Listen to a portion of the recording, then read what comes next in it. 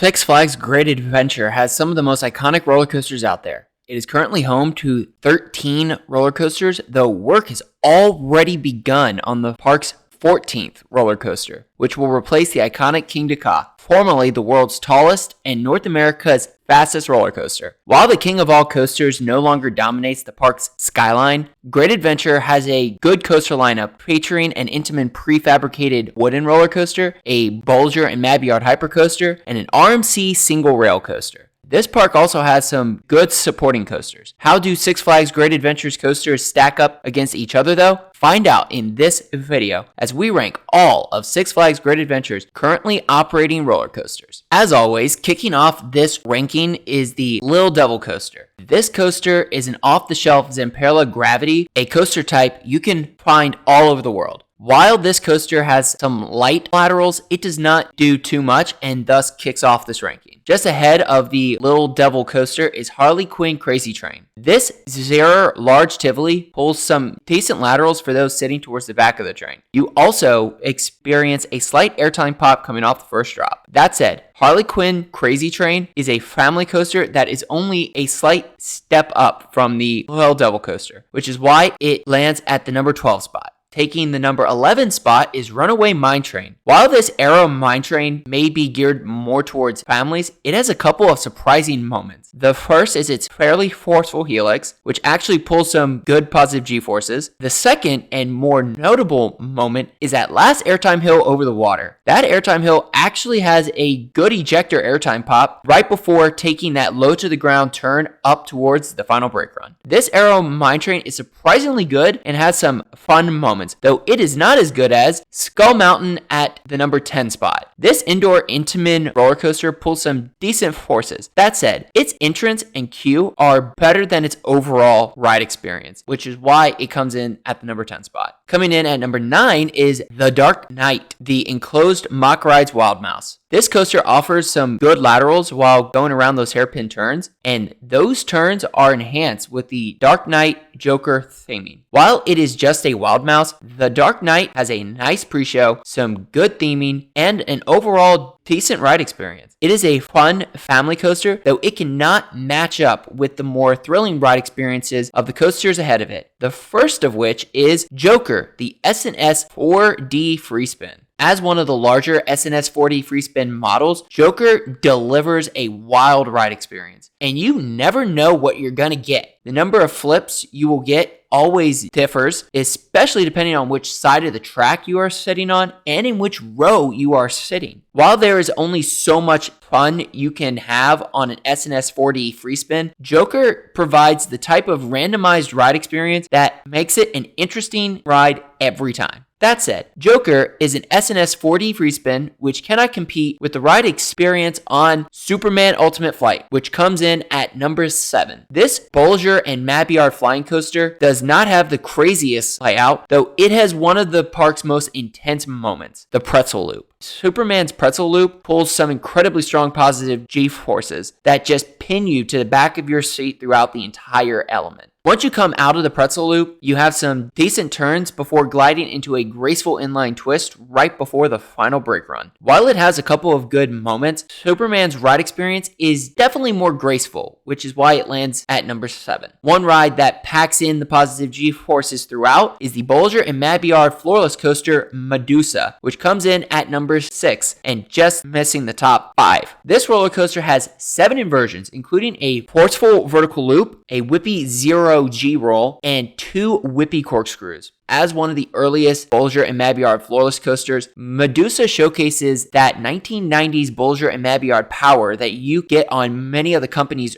earliest coasters. While its mid-course brake run does kill some of the ride's momentum, which makes that second half less forceful than the first, Medusa is still a fun roller coaster. However, Medusa's forceful ride experience cannot top Batman the Ride, the Bulger and Mabillard invert, and Great Adventure's first B&M. There is a reason why this layout has been cloned so many times. It is forceful, whippy, and relentless. While it can lose some of its power on colder or rainy days, Batman the Ride tears through its layout. The vertical loops are forceful, the zero-G roll is whippy, and those corkscrews while sitting in the back row are snappy. Even the last turn into the final brake run is forceful. Batman the Ride is still one of Great Adventure's standout attractions, and its emphasis on positive G-forces and whip helps it kick off the top 5. Just one spot ahead of Batman at number 4 is Jersey Devil. This custom RMC Raptor has an incredible first drop, packed with an amazing ejector airtime pop for those sitting in the very back row, 3 fun inversions, and some great airtime. You even get some nice hang time on the zero-G stall. It also hauls through its layout and gives an amazing night ride. That said, it is one of the weaker RMCs out there. While the track profiling allows for some tighter, whippier elements, Jersey Devil just lacks the same power you can get on RMC's iBox coasters. Even a weaker RMC, however, is still a great coaster. Jersey Devil is a great roller coaster, though it is the park's new for 2025 roller coaster, Flash Vertical Velocity, North America's only Vekoma Super Boomerang, which kicks off the top 3. While it may be a Vekoma boomerang, Flash is light years ahead of the company's old school boomerangs. This coaster has several great moments of floater and ejector airtime, some phenomenal hang time, and great positive G-forces. The vertical spikes have some great floater airtime, while the double up, double down sends you flying up out of your seat. The right-hand downward turn coming off of the double up is forceful, and the corkscrew chiller roll is decently whippy. Among all of Flash's great moments, its standout moment has to be that hang time you experience on the stalled Immelman. You get several seconds of sustained hang time before whipping into the rest of the layout during the outward portion of the ride and downwards back towards the ride platform on the return portion of the ride. Flash is definitely a fun roller coaster, which makes an impression when you first arrive at Six Flags Great Adventure. That said, capacity is very much an issue given its single train operations. While it is a cool looking train, wait times are certainly on the longer end. Flash is a great roller coaster, though it is not better than Nitro. This Bolger and Mabillard hypercoaster is great. Its first drop is amazing while sitting in the very back row, and those first 3 camelback airtime hills give some fun floater airtime. The last of those airtime hills is probably the best of the 3. Where Nitro picks things up is that 540-degree climbing helix up towards the mid-course brake run. It is just so forceful, so much so that you may actually gray out just a little. And Nitro's finale is very good. You get a great pop of strong floater airtime while coming off the mid-course brake run, good floater airtime on those last 3 bunny hills, and a slight airtime pop before gliding into the final brake run while sitting in the very front row. Nitro is just an all-around fun and easily re-rideable roller coaster. That said, Nitro's floater airtime is no match for the powerful ejector airtime of Six Flags Great Adventure's best roller coaster, El Toro. This Intamin prefabricated wooden roller coaster has one of the best first drops in the world and some of the most powerful sustained ejector airtime ever. While it is not as smooth as it once was, though that is likely to change within the next couple of years, El Toro is simply world class. Its first drop sends you flying up out of your seat, especially if you are sitting in the last car of the train. That 76-degree first drop with that long train is simply insane. And that is just the beginning. After that first drop, you immediately fly up and over 2 ejector airtime filled camelback airtime hills, and these airtime hills are incredible. While the airtime during the middle section of the ride is not as powerful as those first 2 airtime hills, it is still good and offers a nice breather before taking a left-hand bank turn and flying up El Toro's best and sharpest airtime hill, the Rolling Thunder Hill. On a hot summer day with a full train, this airtime hill is something else. El Toro even throws in a low-to-the-ground twister section before flying over 2 final airtime hills and up into the final brake run. Even when Six Flags Great Adventure had King Dakar, El Toro was hands down the best roller coaster at the park and deserves the top spot on this ranking.